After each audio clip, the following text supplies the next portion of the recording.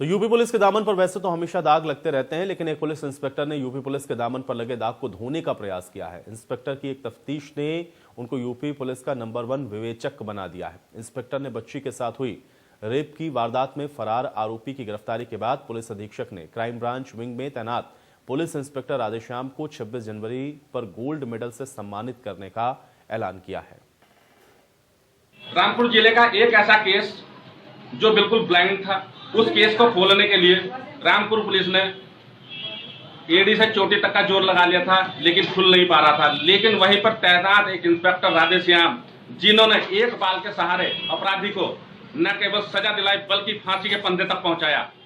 उस केस की जानकारी के लिए हम बात करेंगे बिजनौर। इस समय जो बिजनौर में तैनात है इंस्पेक्टर राधेश्याम, क्राइम ब्रांच में तैनात है बिजनौर जनपद में, क्योंकि वो केस अपने आप में अहम इसलिए हो जाता है। उस केस को गृह मंत्रालय ने गोल्ड मेडल के लिए सिफारिश की है और इंस्पेक्टर राधेश्याम को आगामी 26 जनवरी को गोल्ड मेडल से नवाजा जाएगा। हम उसी केस के बारे में बात करते हैं। एक बच्ची का पहले अपहरण होता है, उसके बाद उसका बलात्कार होता है, फिर उसका मार दिया जाता है। बिल्कुल ब्लाइंड केस था और उसे सुलझाने के लिए जिस इंस्पेक्टर ने पूरी ताकत लगाई, उनसे बात करते हैं। हमारे साथ में इंस्पेक्टर राधेश्याम। राधेश्याम जी, जो बच्ची का गायब हुई थी, उसका बलात्कार हुआ और उसके बाद लाश को छुपा दिया गया था। आपने तफ्तीश की, विवेचना की, इस विवेचना को गृह मंत्रालय ने गोल्ड मेडल के लिए चुना है। आपको इस केस के बारे में तफसील से बताएं।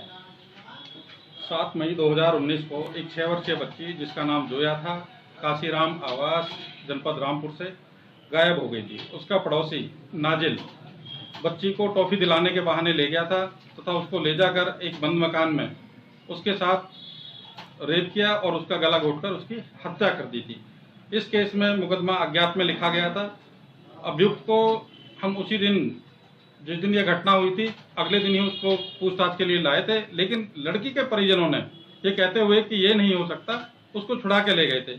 लेकिन हमारे द्वारा फिर भी शक उस पर रखते हुए बराबर निगरानी की जा रही थी। निगरानी करते करते एक रोज 22 जून 2019 को बच्ची का शव एक खंडर से बरामद हुआ।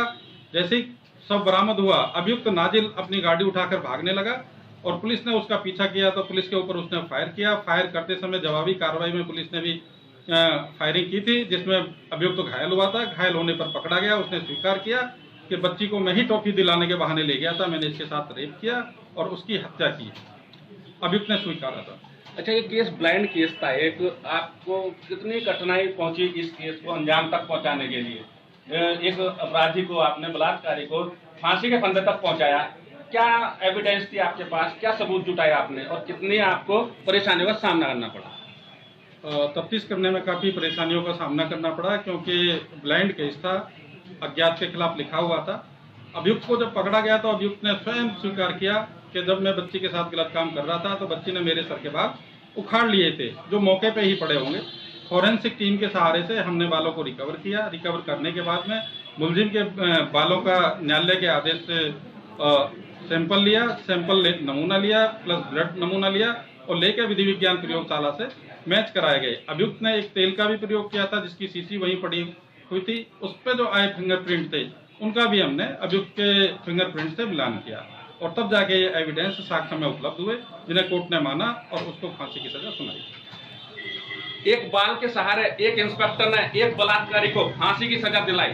सबसे अहम बात यह है, ये केस उत्तर प्रदेश का में जो 8 विवेचनाएं गृह मंत्रालय ने चुनी है, पहली विवेचना है ये, जिसको गोल्ड मेडल के लिए गृह मंत्रालय ने चुना है। और ऐसे इंस्पेक्टर को आगामी 26 जनवरी को गृह मंत्रालय के द्वारा गोल्ड मेडल से नवाजा जाएगा। और इसमें जो सबसे बड़ी बात ये रही है, एक बाल के सहारे एक अपराधी को फांसी के फंदे तक पहुंचाना अपने आप में रोचक बात है। बिजनौर से कैमरामैन गौरव कुमार के साथ राजवीर चौधरी, इंडिया न्यूज।